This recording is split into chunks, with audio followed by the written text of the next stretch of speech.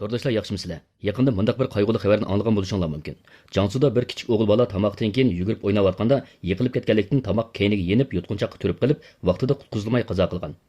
Bolaning ota-onasi o'g'ilni yot etib turish uchun o'g'ilning yuragi, jigiri va bir jup bo'rigini doktorxonadagi 4 bemorga yon qildi. Uningdan sal ilgari to'rda mushu voqeaga o'xshash ish yuz berib, bolaning dadasi naq vaqtida tadbir qo'llanib, bolasining hayotini qutqizib qolganligi to'g'risida video tarqalgan. Mushu tadbirni ashu ota-ona bo'lg'ichi bilgan bo'lsa edi, ashu kichik farishta hayot qolgan bo'ladi. Şoň biz bu yerda ota-onalarga mushundaq ahvolga yo'liqqandagi qutqizish tadbirini yugitimiz. İki barmoq bilan balaning ikki inkidan mundaq tutib, beshini 45 gradus töven qilib, bilakka dum yatqizimiz. Ondan alqan bilan balaning ikki tovoq so'nkining dal o'ttirsiga 5 ni uramiz. Ondan balani ching tutib, beshini tövanga sangiltimiz.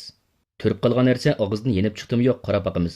Yenib chiqmagan bo'lsa, ko'krak qovurg'isi tutashgan o'rindagi bo'sh yerni bir jup barmoqimiz bilan 5 qatim ittirib, dum qilib, dumbiga uradigan harakatni qayta takrorlaymiz. Bu oyiq chiqmagan bovoqlarga qilinadigan tadbir. Oyiq chiqqan bolalar bundaq ahvolga yo'liqqanda kindikning o'rindan ustiga bir mush cho'nglikdagi orliqni mushning ichi tarafi bilan tez suratda orqa usti tarafga turib qolgan narsa yenib chiqquncha takror kuchab tortamiz.